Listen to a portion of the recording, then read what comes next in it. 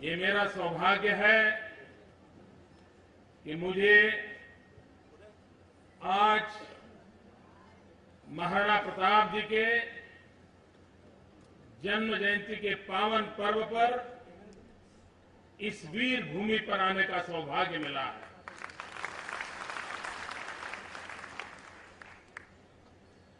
भाइयों बहनों, उदयपुर आकर के महाराणा प्रताप के संबंध में कुछ मैं बोलूं तो आपको लगेगा भाई हम तो बचपन में से इसी बातों से पले बड़े हैं, और इसलिए मैं वो दुस्साहस नहीं करूंगा, क्योंकि उसमें वो विषय ऐसा है कि यहां बैठा हुआ हर व्यक्ति एक एक चीज को जानता है और मुझसे ज्यादा जानता है और मुझसे ज्यादा बता सकता है, और इसलिए आज के इस आज भी जिंदा है और न ही वो सिर्फ जिंदा है, वो हमें जीने की राह दिखाते रहते हैं। क्या कारण है? वो हमें जीने की आश बंधाते रहते हैं। क्या कारण है? और इन सवालों के जवाब हर पीढ़ी ने खोजते रहना चाहिए, हर पीढ़ी ने अपने आप को पूछना चाहिए। भाइयों बहनों, कभी एक पल के लिए सोचें, वैसे तो राज परिवार से नाता था, शासन व्यवस्थाएं थी, लेकिन कभी सुना है कि एक पल भी उन्हें अपने जीवन काल में विश्रांति का समय मिला था? नहीं मिला था। जीवन का हर क्षण, शरीर का हर कण सिर्फ मातृभूमि के लिए खपा दिया था उस महापुरुष ने। और इसलिए आज भी हम स्मरण करते हैं, हम उनसे प्रेरणा लेते हैं। आज के समय में अगर राणा प्रताप होते तो क्या होता, इस कालखंड में वो होते तो क्या होता? ये जितने दुनिया में सो कॉल्ड सेक्युलर है, उन्होंने नोच लिया होता, उनके पीछे पड़ जाते कि राणा प्रताप ऐसा सोच रहे हैं, राणा प्रताप ये बोल रहे हैं, गौ रक्षा के लिए ये बोल रहा है, नारी रक्षा के लिए ये बोल रहे हैं, ये करने की बात कर रहे हैं, मंदिरों की रक्षा करने के लिए ये कर रहे हैं, हिंदुस्तान की संस्कृति को बचाने के लिए ये कर रहे हैं, फिर तो कुछ गड़बड़ है।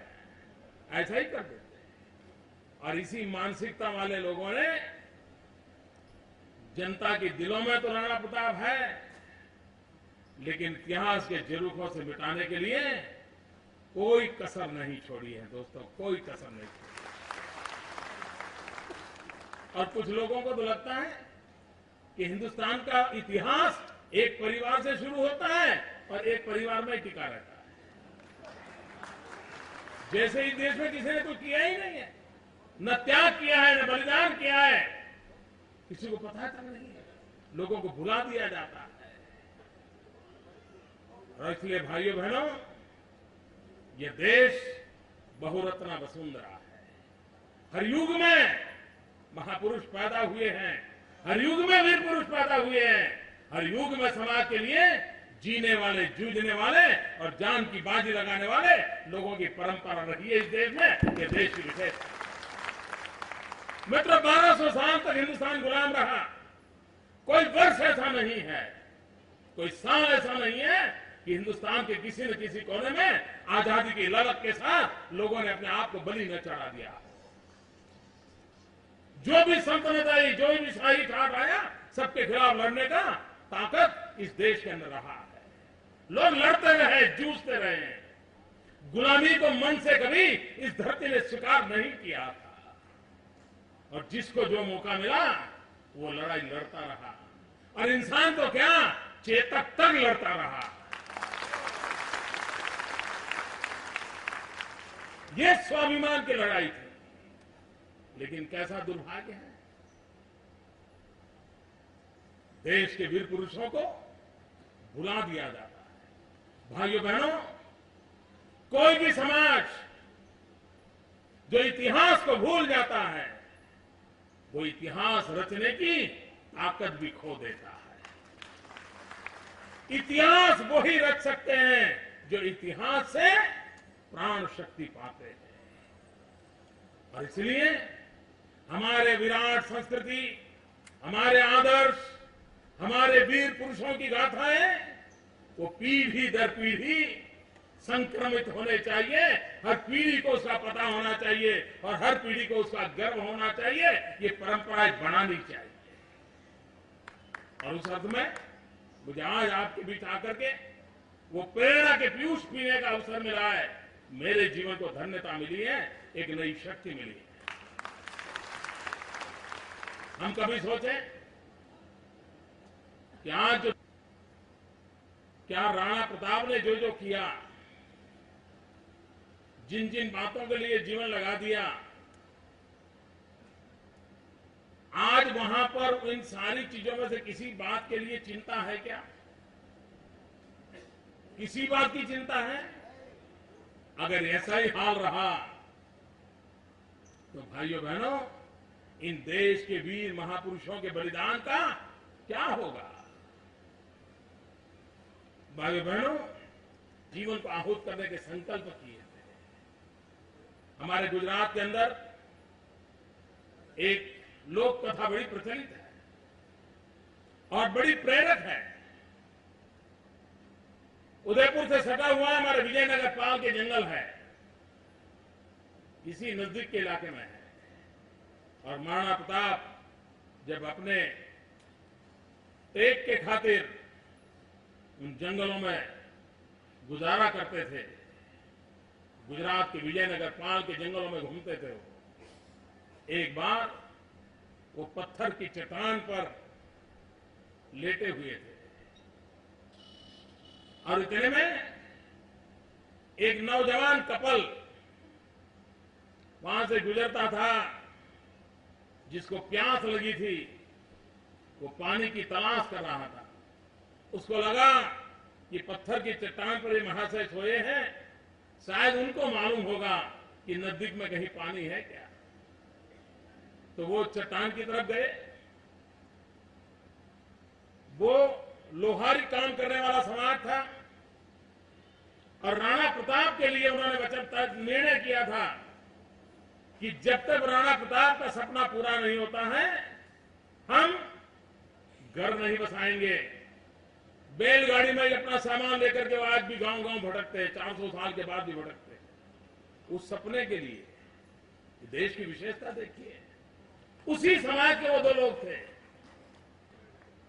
उन्होंने राणा प्रताप जी से प्रार्थना की, साहब हम लोग प्रवासी हैं, नजदीक में कहीं पानी होगा, आप कोई रास्ता दिखा सकते हैं? तो महाराणा जी, उनको पता नहीं था वो किससे बात कर रहे हैं, न उन यात्री को पता था वो किससे बात कर रहे हैं। राणा प्रताप जी ने उनके सामने देखा, उन्होंने कहा कि आप दो लोग ही निकले हो? बोले हम दो लोग निकले। तो बोले आपके संतान साथ नहीं गए हो क्या? नहीं नहीं, बोले हमें संतान नहीं है। तो महाराणा प्रताप जी को लगा कि अरे भाई मैंने ऐसा सवाल क्यों पूछ दिया, बेचारों को दुख हुआ होगा।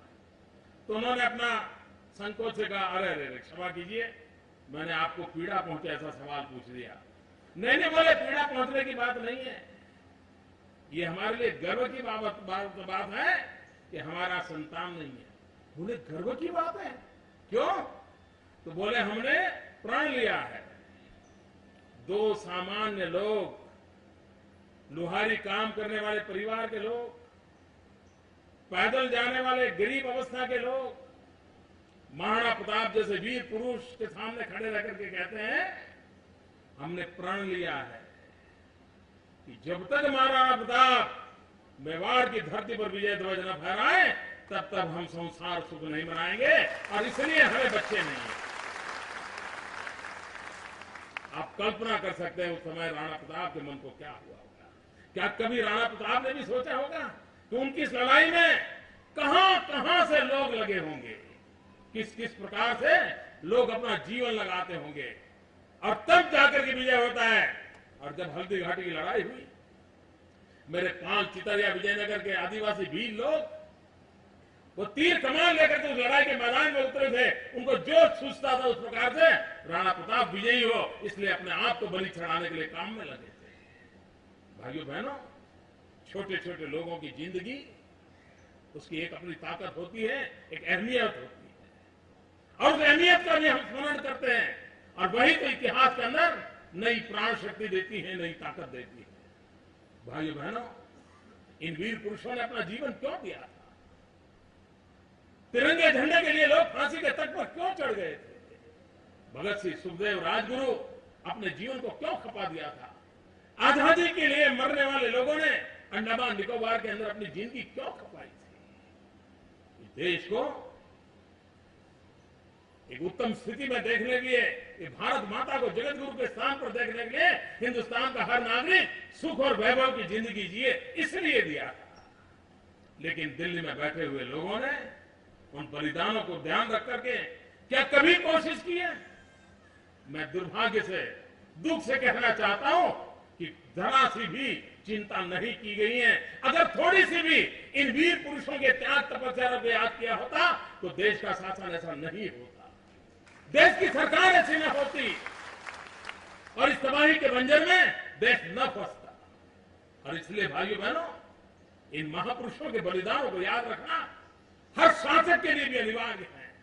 उन्होंने भी देखना होगा कि भाई इतने लोगों ने जीवन दिया था, हम कुछ ऐसा करके जाएं ताकि उनके बलिदान हमें कुछ नई प्रेरणा दे, नया अच्छा करने की प्रेरणा दे, नई पीढ़ी को प्रेरणा दे। लेकिन दुर्भाग्य से इन चीजों को भुला दिया गया है। भाइयों बहनों, अब उदयपुर गुजरात अलग नहीं रहे। एक पैर उधर रखो तो गुजरात हो जाता है, एक पैर उधर रखो तो उदयपुर हो जाता है। इतना हमारा आपसे नाता है। यहाँ आधा व्यापार गुजराती भाषा में चलता है, आधा व्यापार मारवाड़ी में चलता है। कोई व्यापारी यहाँ गुजराती न सीखे तो व्यापार नहीं चलता, कोई गुजराती बोल लेता है। इतना नाता है, लेकिन ये नाता बहुत पुराना है। महाराणा प्रताप का वंशज और हमारा वल्लभी वंश, दोनों का सदियों पुराना नाता। जिस बप्पा रावल के नाम से लेकर के हमारा सर ऊंचा होता है, वो बप्पा रावल गुजरात की धरती के थे। और भाइयों बहनों, बहुत कम लोगों को मालूम होगा, जो चेतक घोड़ा था ना, उसकी मां गुजराती थी।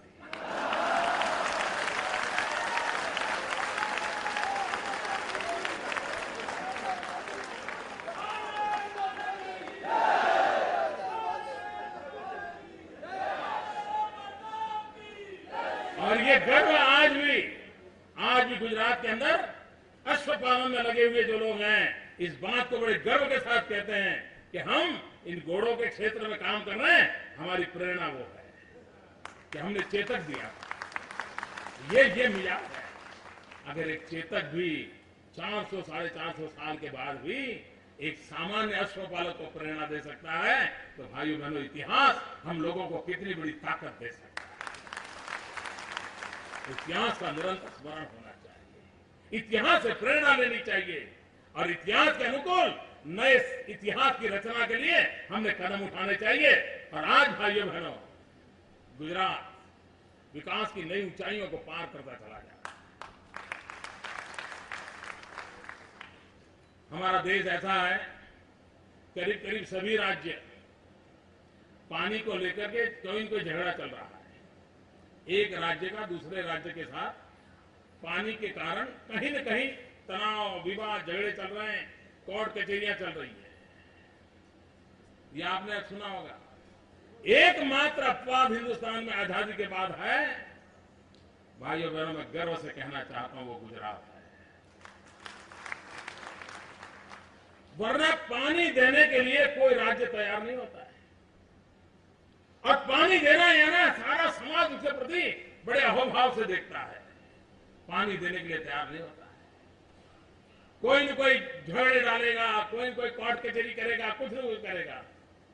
लेकिन भाइयों बहनों, मेरा ये सौभाग्य रहा कि सरदार सरोवर डैम, नर्मदा योजना, उसको आगे बढ़ाते हुए राजस्थान की धरती पर मां नर्मदा मैया का पानी पहुंचाने का सौभाग्य मुझे मिला। कोई विवाद नहीं हुआ, कोई कोर्ट कचहरी नहीं हुई। और आज जालोर के बेल्ट में चले जाइए, चारों तरफ जो रेगिस्तान था वो आज हरियाला दिख रहा है। और जब याद करते हैं तो लगता है चलो राणा प्रताप की धरती को कर्ज चुकाने का हमें एक मौका मिला। ये मिजाज चाहिए देश के लिए, ये मिजाज चाहिए। हम सब हर एक के लिए कुछ को तो मदद करें, एक भाईचारे का माहौल बनाएं। कैसा देश आगे बढ़ सकता है भाइयों बहनों, दुनिया स्वीकार करेगी। राजस्थान और गुजरात में कोई ज्यादा फर्क नहीं है। राजस्थान में भी मरुभूमि है, गुजरात में भी मरुभूमि है। हमारे नसीब में भी रेगिस्तान है, आपके नसीब में भी रेगिस्तान है। हमारे नसीब में भी उधर पाकिस्तान है, आपके नसीब में उधर पाकिस्तान है।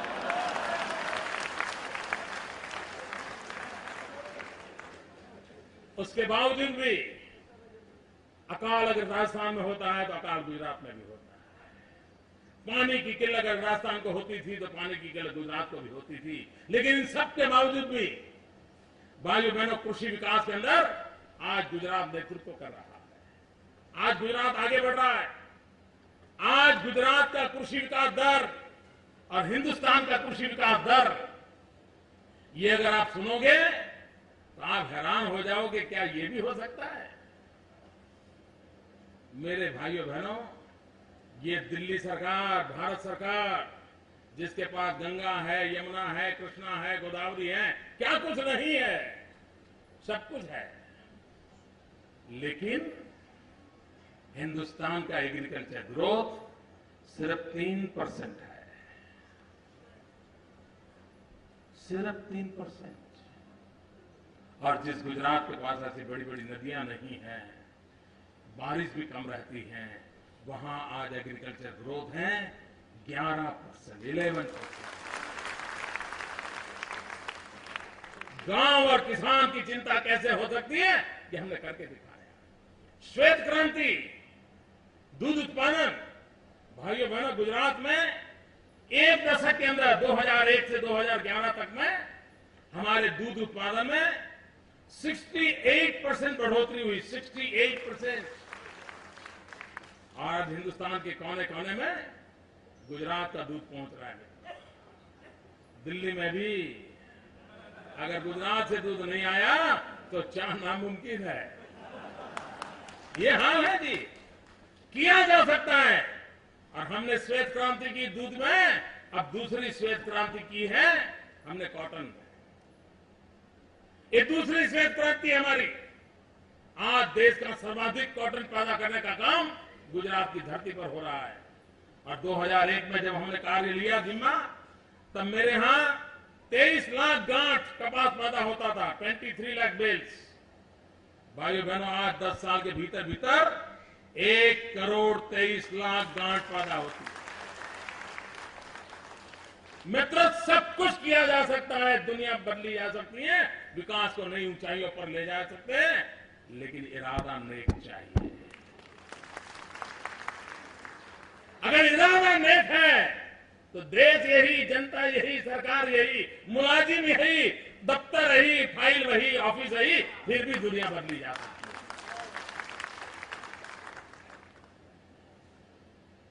नेक इरादे चाहिए, लेकिन इरादे नेक कहां से? इन दिनों देश में क्या चल रहा है? जो राणा प्रताप ने गौ रक्षा के लिए जीवन खपाया, गौ की रक्षा के लिए लड़ाइयां लड़ी, वीर जवानों को आहूत किया, आज क्या हो रहा है? सवाल उठता है मित्रों, भारत की सुप्रीम कोर्ट ने कहा है कि हिंदुस्तान के अंदर गौ रक्षा का कानून लाना चाहिए, और आए दिन सुप्रीम कोर्ट का नाम देने वाली दिल्ली की सरकार वोट बैंक की राजनीति के कारण गौ रक्षा का कानून नहीं ला रही है। भाइयों बहनों, मैं राणा प्रताप को गर्व से इसलिए याद कर रहा हूं कि मेरे गुजरात में गौ वंश रक्षा का कानून लाया है। हम श्वेत क्रांति की बात करते हैं, हम हरित क्रांति की बात कर रहे हैं, हम व्हाइट रिवॉल्यूशन की चर्चा कर रहे हैं, ग्रीन रिवॉल्यूशन की चर्चा कर रहे हैं। दिल्ली की सरकार क्या कर रही है मालूम है? मैं आपसे पढ़े लिखे नौजवानों से प्रार्थना करता हूं, जरा इंटरनेट पर जाकर के स्टडी कीजिए भारत सरकार का सपना क्या है।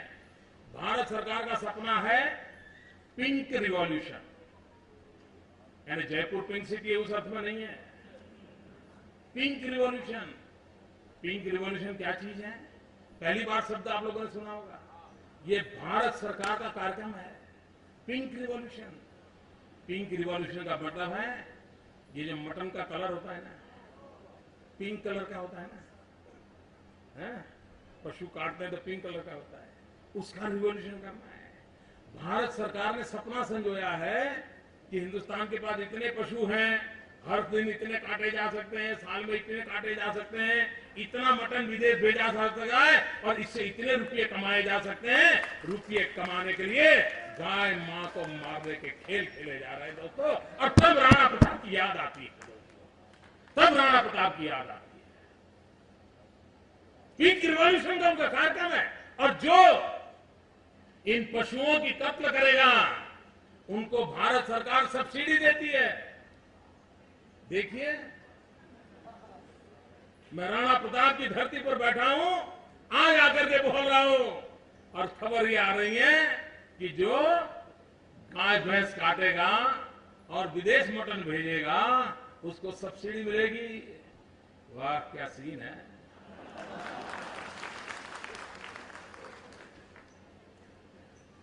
मित्रों, ये ऐसे लोग हैं, अगर कॉटन को विदेश में भेजे तो वो ड्यूटी लगाते हैं, लेकिन मटन को विदेश भेजे तो वो सब्सिडी देते हैं। और इसलिए गांव किसान की परवाह नहीं है, किन चीजों का प्रोत्साहन दिया जा रहा है। आज अगर आप राजस्थान की तरफ से मेरे गुजरात के अंदर गाड़ियां जाएगी, आप देखिए बहुत बड़ी मात्रा में पशुओं का कत्ल करके उसका मटन मुंबई के एयरपोर्ट सी पोर्ट पर भेजा जा रहा है। कोई रोकने वाला नहीं है। और जब मैंने गुजरात में रोकना शुरू किया तो रेलवे से भेजना शुरू किया। भाइयों बहनों, देश को ग्रीन रिवॉल्यूशन चाहिए, देश को व्हाइट रिवॉल्यूशन चाहिए, देश को ई गवर्नेंस का ई रिवॉल्यूशन चाहिए, देश को आईटी का रिवॉल्यूशन चाहिए। ये पिंक रिवॉल्यूशन ला करके हिंदुस्तान को किस दोजख में ले जाने का खेल चल रहा है, ये चिंता का विषय है। भाइयों बहनों, आज के इस पावन पर्व पर हम संकल्प करें, हम विरासत को बंटने नहीं देंगे। इस देश के लिए जीने वाला कोई भी इंसान होगा, वो किसी भी विचार का क्यों न हो, लेकिन मां भारती के लिए जीवन खपाया है, हम उसके सामने अपना सर झुकाएंगे।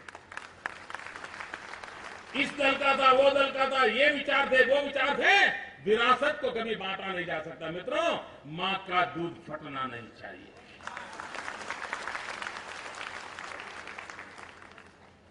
और इसलिए भाइयों बहनों, विरासत को बंटने का जो षड्यंत्र चल रहे हैं, हम संकल्प करें। हमारे लिए गांधी भी हमारे हैं, नेहरू भी हमारे हैं, राणा प्रताप भी हमारे हैं, सबको ही हमारे हैं, ये भाव जगाना होगा।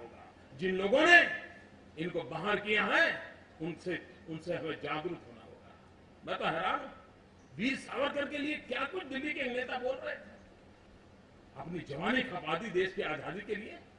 भाइयों बहनों, एक ऐसा काम करते हैं, हिंदुस्तान के आजादी के जंग को दो मुख्य धारा रही, एक क्रांतिकारी की और एक अहिंसक आंदोलन की। और मजा देखिए, दोनों का नेतृत्व गुजरात में था। अहिंसक आंदोलन का नेतृत्व महात्मा गांधी ने किया, सरदार पटेल ने किया, और सशस्त्र क्रांति का नेतृत्व श्यामजी कृष्ण वर्मा, मैडम कामा, सरदार सिंह राणा ने किया। वो दोनों गुजराती थे। और श्यामजी कृष्ण वर्मा लंदन के अंदर इंडिया हाउस बनाया था, और कर्नल वाइली के हत्या करने का काम मदन लाल धिंगरा ने करके वो शहादत बोली थी। उसी इंडिया हाउस को बनाने वाले श्यामजी कृष्ण वर्मा थे। वीर सावरकर समेत अनेक वीर पुरुषों को प्रेरणा देने का काम श्यामजी कृष्ण वर्मा ने किया था। वे श्यामजी कृष्ण वर्मा 1930 में उनका स्वर्गवास हुआ, विदेश की धरती पर हुआ, और मरते समय लिख के गए थे कि जब हिंदुस्तान आजाद हो तब मेरे अस्थि हिंदुस्तान ले जाना, और वहां की पवित्र धरती पर मैं जाऊंगा तब मुझे संतोष होगा। कैसी देशभक्ति देखिए, 1930 में लिखा था। 1947 में जब हिंदुस्तान आजाद हुआ तो 15 अगस्त को आजाद हो गया, जो भी फटाके वटाके फोड़ने थे फोड़ दिए। 16 अगस्त को पंडित नेहरू का पहला काम होना चाहिए था कि इस स्वामी कृष्ण वर्मा की अस्थि हिंदुस्तान ले आए, लेकिन नहीं किया भाई, क्योंकि वो मानने को तैयार नहीं कि देश में किसी औरों का भी त्याग था। नहीं हुआ।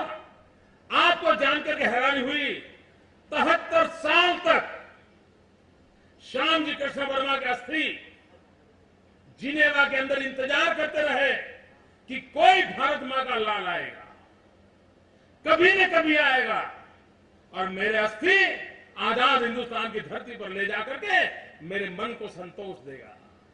73 साल तक किसी ने नहीं किया। भाइयों बहनों, वो सौभाग्य भी मुझे मिला। मैं जिनेवा गया, श्याम जी कृष्ण वर्मा की अस्थि अपने कंधे पर उठा कर लाया।